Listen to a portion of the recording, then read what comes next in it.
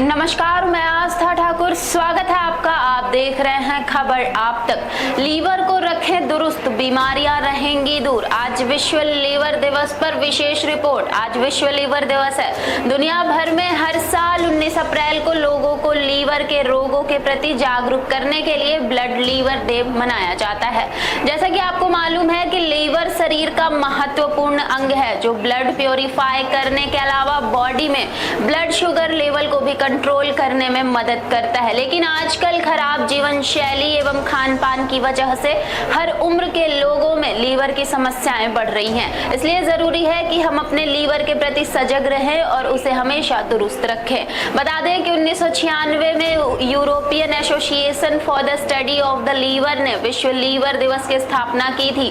तब से आज तक हर साल विश्व लीवर दिवस मनाया जाता है। अच्छी सेहत के लिए लीवर का ठीक से काम करना बहुत जरूरी है। इसलिए हमें अपनी दिनचर्या और खान पान में ऐसी चीजें नहीं शामिल करनी चाहिए जो लीवर को नुकसान पहुंचा सकती है। आइए जानते हैं लीवर की बीमारियों और उनसे निदान के उपायों के बारे में चिकित्सक क्या कहते हैं।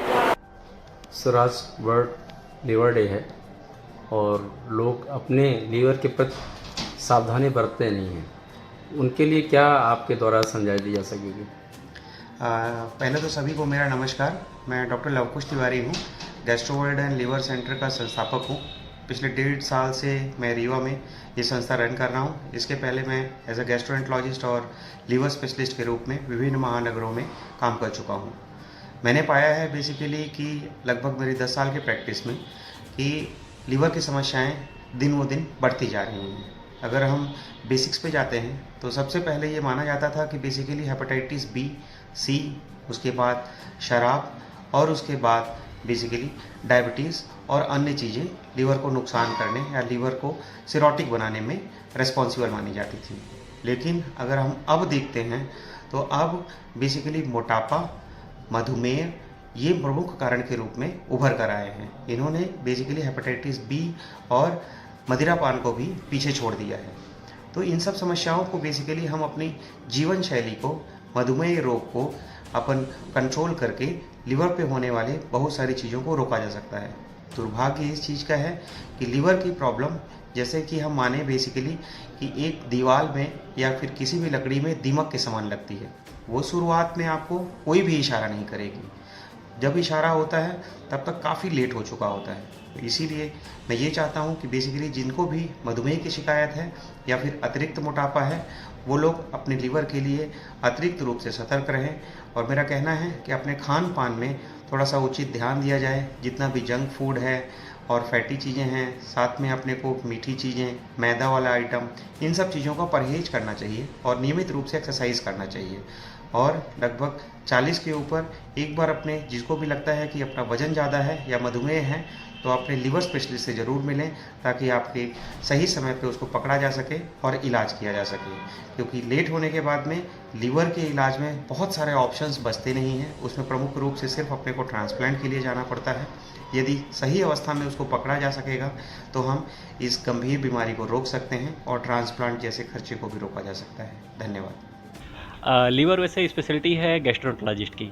लीवर के विशेषज्ञ अलग होते हैं, लेकिन कहीं ना कहीं ये हार्ट वाले विशेषज्ञों को भी इसका पाला पड़ने लगा है, क्योंकि हार्ट की जो डिसीजेज होती हैं वो मेटाबॉलिज्म पे डिपेंडेंट होती हैं। जैसे व्यक्ति को अगर डायबिटीज़ है, ओबेसिटी है, फिजिकल इनएक्टिविटी है, सब कुछ। और जब ये इस तरह की चीज़ें होती हैं तो एक नई बीमारी निकल के आ रही है, उसको बोलते हैं फैटी लीवर। जो व्यक्ति एक्सरसाइज नहीं कर रहा है, खाना खा के पड़ा रहता है आराम से, एक्स्ट्रा कैलोरी ले रहा है, ओबेसिटी हो गई है, डायबिटीज़ है, वो फैटी लीवर से ग्रसित हो रहे हैं। ये फैटी लीवर कुछ लोगों में, ये मान के चलिए 10 से 30% लोगों में धीरे धीरे ये बढ़ के नैस यानी कि नॉन एल्कोहलिक स्टेटोहेपेटाइटिस कराता है, यानी कि लीवर में सूजन होने लगती है।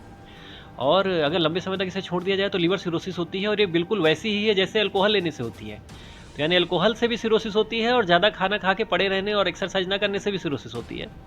और अभी ये दुनिया का सबसे बड़ा कारण बन रहा है लीवर ट्रांसप्लांटेशन का। और दोनों के रिस्क फैक्टर एक है, मतलब आप अगर अपना हार्ट बचा रहे हैं अच्छे लाइफ स्टाइल से, तो आप अपना लीवर भी बचा रहे हैं।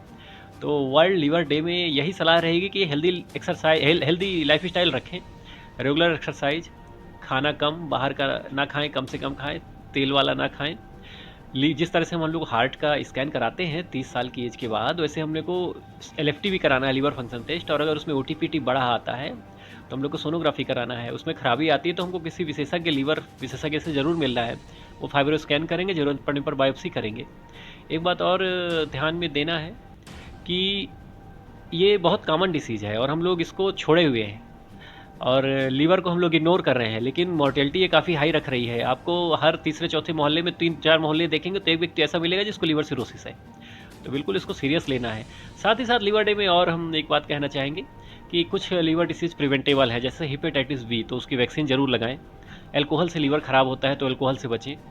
दवाइयाँ लीवर को ख़राब करती हैं, तो ऐसे किसी भी अज्ञानी आदमी की सलाह में, या आयुर्वेदिक दवाइयाँ जिस पे प्रॉपर जिसकी रिसर्च नहीं हुई उन आयुर्वेदिक में, क्योंकि कई आयुर्वेदिक अच्छी होती है लेकिन कई आयुर्वेदिक ऐसी हैं कि भाई बोल दिए कि ये वेट लॉस के लिए खाइए और पता चलता है कि 6 महीने साल भर में लीवर ख़राब हो गया। इस तरह की दवाइयों से बचना है, नहीं तो परेशानी हो रही है। और कई केसेस ऐसे आ रहे हैं कि वेट लॉस के लिए जो दवाइयाँ ले रहे हैं जिसमें कोई प्रॉपर लेवल नहीं है और उससे लीवर लोगों का लीवर ख़राब हो रहा है। और एक बात है जो सबसे स्ट्रांग, सोशल ड्रिंकिंग भी आपको ज़रूरत से ज़्यादा मात्रा में है तो लीवर ख़राब करेगी, तो ड्रिंकिंग को तो बिल्कुल अवॉइड करिए। Thank you. सर ये मानते हैं कि मतलब पूरे बिंदे में लीवर सिरोसिस के पेशेंट ज़्यादा हैं? अब एग्जैक्टली तो ऐसा नहीं कहा जा सकता कि ज़्यादा है, लेकिन डेफिनेटली दिन प्रतिदिन लीवर के ज़्यादा केसेस देखने को मिल रहे हैं। हम लोग को एज ए कार्डियोलॉजिस्ट हम देख रहे हैं कि जिसका भी हम लोग लिपिड प्रोफाइल कराते हैं, जनरल चेकअप कराते हैं, सबका SGOT GPT बढ़ा आ रहा है, और जब हम लीवर स्कैन कराते हैं तो उनका फैटी लीवर आ रहा है, कुछ का ग्रेड 2 आ जा रहा है। तो ये ख़राब बात है। और फैटी लीवर वालों को एक और बात बताएं कि इनको डायबिटीज़ होने का इंसिडेंस बढ़ जाता है। तो फैटी लीवर बेसिकली एक इंसुलिन रेजिस्टेंस का मार्कर है, और जिन लोगों को फैटी लीवर है मान के चले कि भविष्य उनको डायबिटीज़ होने की संभावना भी ज़्यादा है। एक बड़ी अच्छी बात है इसमें कि अगर आप अपना 10% वेट घटा लेते हैं, मान लीजिए हम 70 किलो के हैं अभी, थोड़ा सा फैटी लीवर हमको भी है, हम भी वेट कम कर रहे हैं, तो मान लीजिए अगर 10% हम अपना वेट डाउन कर लेते हैं तो काफ़ी मात्रा में फैटी लीवर रिवर्स हो जाता है।